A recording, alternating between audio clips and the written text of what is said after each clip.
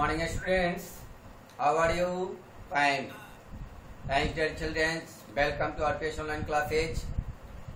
प्यारे बच्चों, अभी हम लोग स्टैंडर्ड 9 का हिंदी व्याकरण पढ़ेंगे। प्रीवियस क्लासेज में हम लोग उपसर्ग और प्रत्यय पढ़े थे।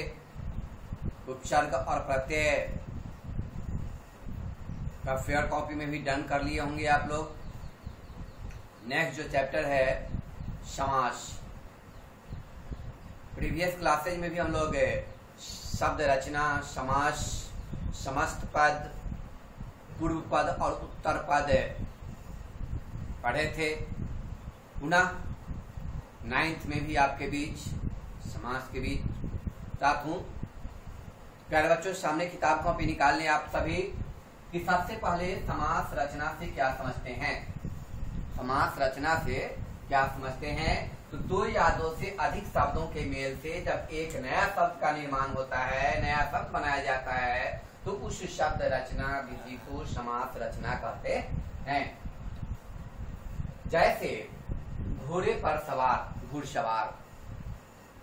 10 है जिसके आनन अर्थात दशानन। दशानन से किसका बोध होता है? रावण का। स्नान के लिए गृह, स्नान गृह इत्यादि दे सकते हैं। अब आ गया तक समास। समास किसे कहते हैं? तो समास वह शब्द रचना है जिसमें अर्थ की दृष्टि से परस्पर स्वतंत्र संबंध रखने वाले दो या दो से अधिक शब्द मिलकर किसी अन्य स्वतंत्र शब्द का रचना करते हैं। या दूसरे तरीके से कह सकते हैं कि दो या दो से अधिक शब्दों को संक्षिप्त करके नया शब्द बनाने की प्रक्रिया समास कहलाती है।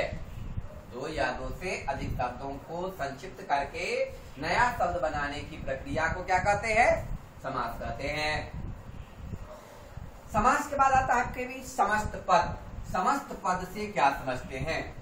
तो समास की प्रक्रिया द्वारा बना पद समस्त पद या समासिक पद कहलाता है। समस्त पद के प्यारे बच्चों दो अंग होते हैं। समस्त पद के कितने अंग होते हैं? दो अंग होते हैं, पूर्व पद और उत्तर पद। पूर्व पद समस्त पद का प्रथम पद पूर्व पद कहलाता है। समस्त पद का प्रथम पद पूर्व पद कहलाता है। और समस्त पद जो है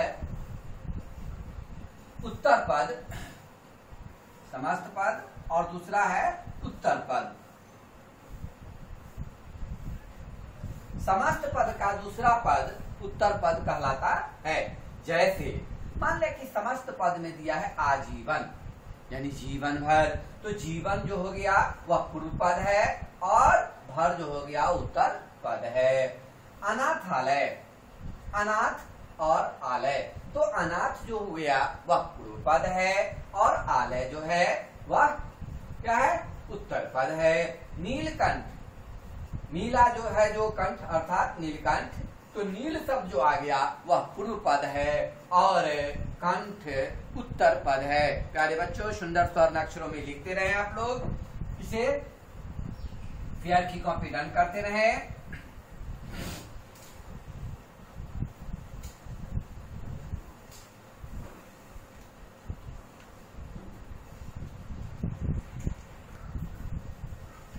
प्यारे बच्चों, उसके बाद समास विग्रह से क्या समझते हैं? तो समस्त पद के शब्दों को पुनः अलग अलग करने की प्रक्रिया समास विग्रह कहलाती है। अब समास के भेद। समास के प्यारे बच्चों 4 भेद हैं। पहला तत्पुरुष समास। तत्पुरुष समास के 2 उपभेद हैं। तत्पुरुष समास के 2 उपभेद हैं, द्विगु समास और कर्मधारय समास। द्विगु और कर्मधारय। सेकंड बहुव्रीहि समास, थर्ड द्वंद्व समास और फोर्थ जो है अव्ययी भाव समास। तो सबसे पहले हम चलेंगे तत्पुरुष समास से क्या समझते हैं। प्यारे बच्चों, सुंदर स्वर्ण अक्षरों में लिखते रहे आप। फर्स्ट तत्पुरुष समास। तत्पुरुष समास। तत्पुरुष समास से क्या समझते हैं? जिस समस्त पद में, जिस समस्त पद में उत्तर पद प्रधान हो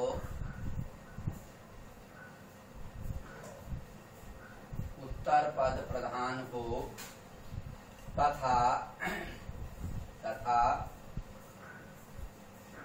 पूर्व पद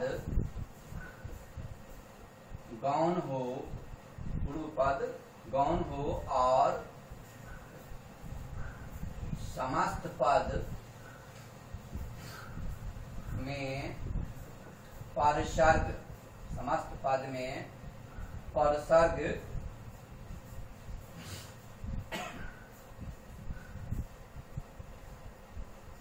लुप्त हो जाए वह तत्पुरुष समास कहलाते हैं।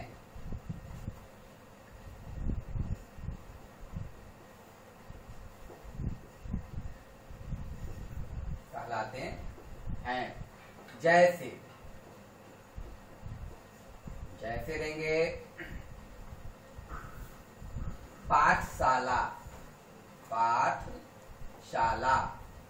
यानी पाठ के लिए शाला।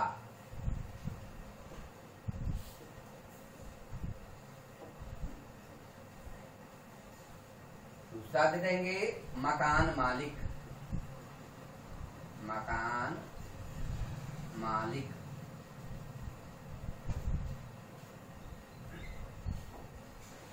मकान का मालिक।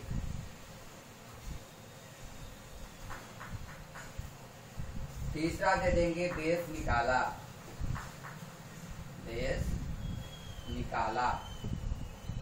यानी देश से निकाला।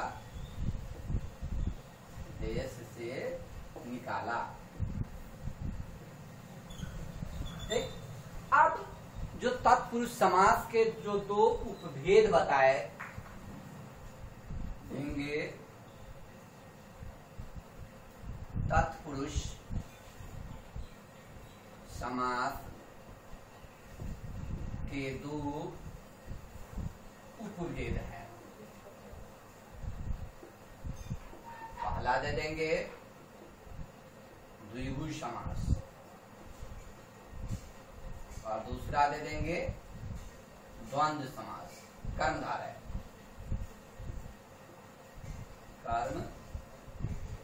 समास। ठीक है। तो पहला सबसे चलेंगे कि द्विगु समास से क्या समझते हैं। द्विगु समास किसे कहते हैं? तो जिस समस्त पद का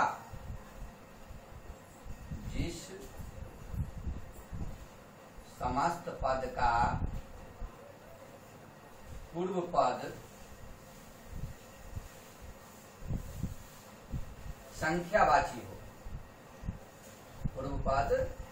संख्यावाची हो तथा समस्त पद पूर्व पद संख्यावाची तथा समस्त पद समूह का बोध कराए,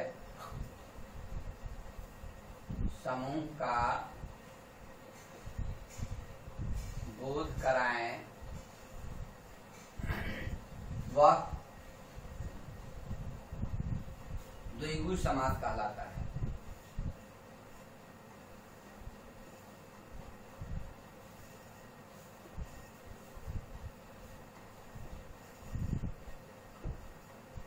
जैसे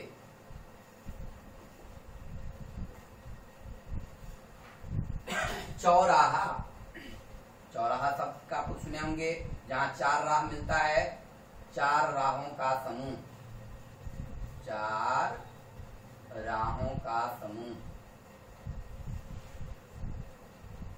उसको कहते हैं चौराहा।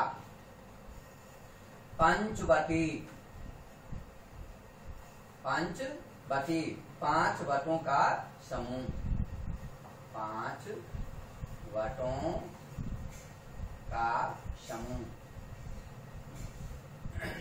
तिरंगा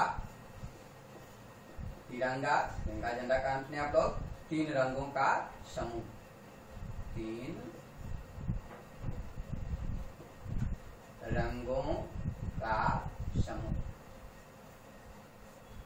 आदि। चलिए बच्चों, सुंदर स्वर अक्षरों में लिखते रहे आप लोग। तो अभी हम लोग पढ़े समास विग्रह, समास के भेद, तत्पुरुष समास और तत्पुरुष समास के दो भेद जो द्विगु और कर्मधारय समास हैं।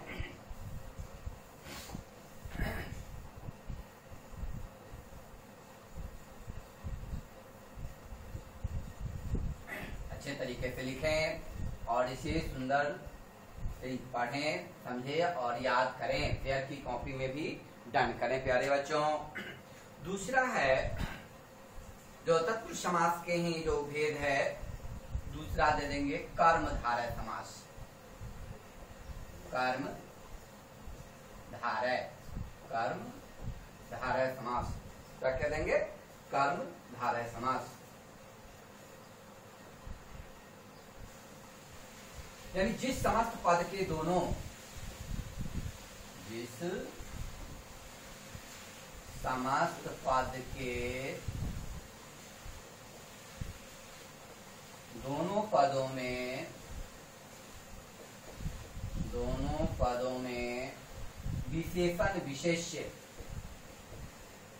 विशेषण विशेष्य या उपमेय उपमान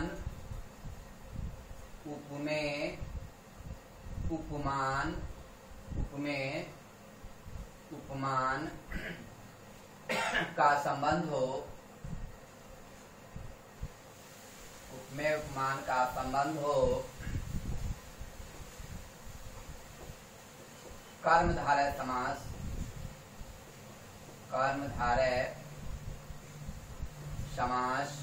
कहलाता है।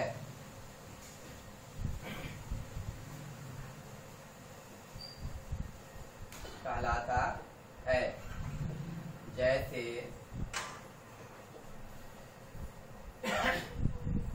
इसमें दे देंगे कि समस्त पद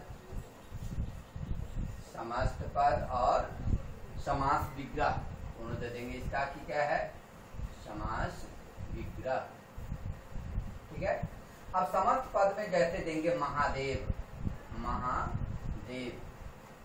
महादेव का समस्त पद लेंगे तो महान है जो देव दे देंगे। इसका मतलब महान है जो देव, महादेव।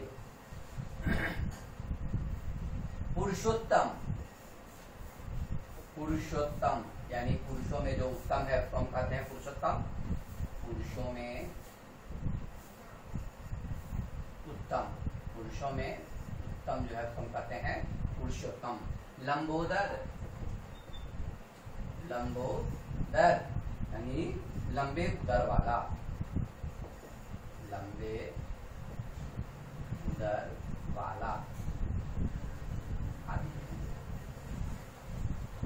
एक अब जब सेकेंड का चलेंगे हम कि बहुव्रीहि समास से क्या समझते हैं।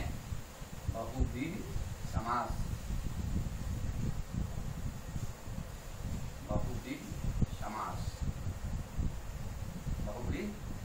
से क्या समझते हैं? जिस समस्त पद में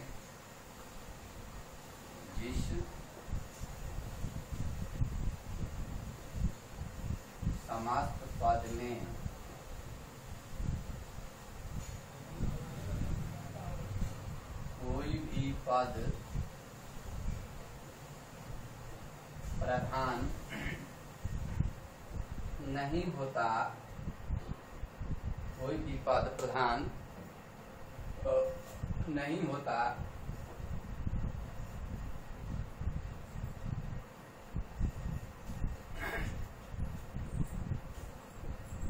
बल्कि कोई भी पद प्रधान नहीं होता बल्कि दोनों पद मिलकर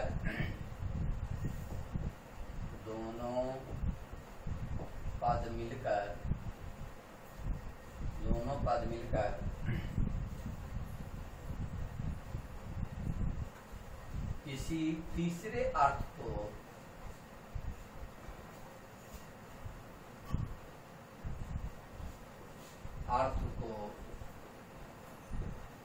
प्रकट करते हैं, किसी तीसरे अर्थ को प्रकट करते हैं, वे बहुव्रीहि समास कहलाते हैं।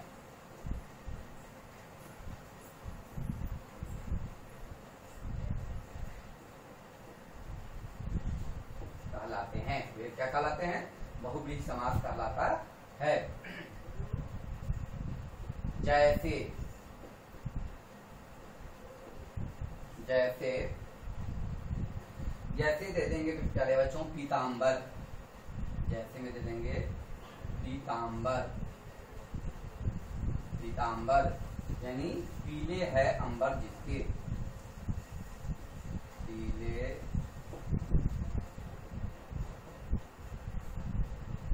अंबर जिसके, अर्थात पीले अंबर से किसका बोध होता है? श्री कृष्ण का बोध होता है। किसका बोध होता है? भगवान श्री कृष्ण का बोध होता है। पीतांबरधारी वही कहलाते हैं। गजानन,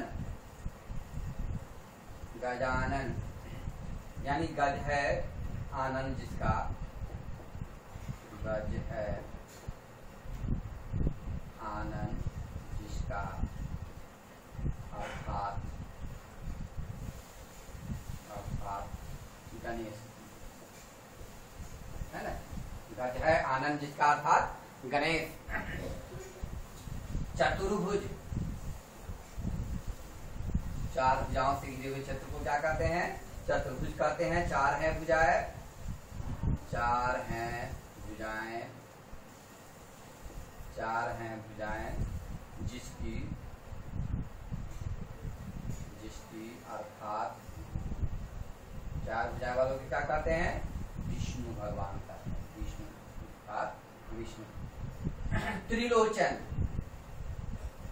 त्रिलोचन, त्रिलोचन तीन है नेत्र जिसके, तीन है नेत्र जिसके, अर्थात शिव। त्रिलोचन किसका बोध होता है? भगवान शिव का बोध होता है। और ये लास्ट में दे देंगे प्यारे बच्चों गिरधर। मेरे तो गिरधर गोपाल दूसरो न कोई। तो गिरधर से गिरी को धारण करने वाला, गिरी को धारण करने वाला, अर्थात धारण किया है, धारण गिरी को धारण किया है,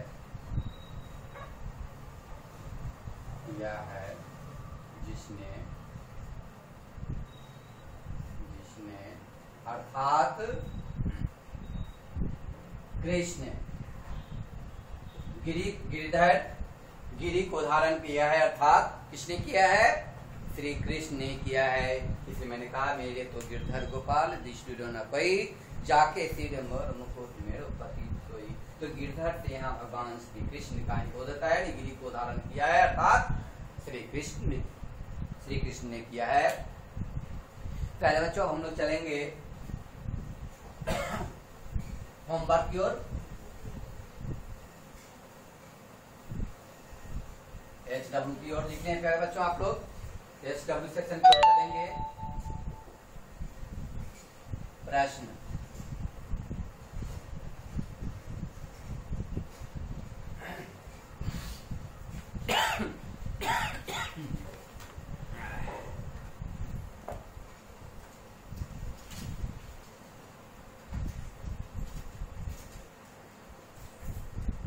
पहला दे देंगे समास रचना से क्या समझते हैं।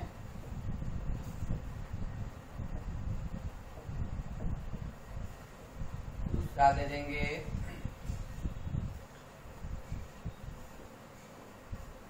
समास विग्रह किसे कहते हैं।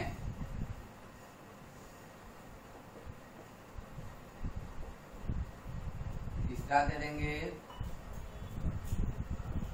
पूर्व पद और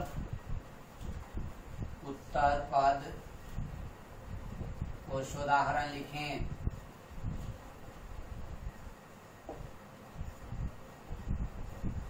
क्वेश्चन नंबर 4 देंगे समास किसे कहते हैं। समास के भेदों का नाम लिखें।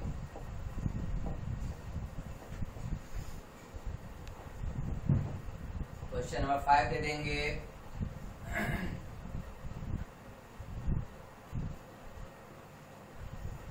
कर्मधारय समास,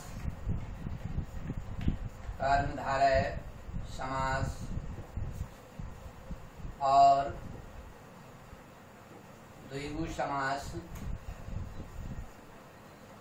में अंतर स्पष्ट करें।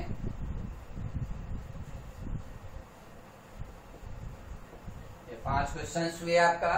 आप इसे संध्या जब वीडियो जाए तो 7 से 8 के बीच ग्रुप में स्नैप करेंगे।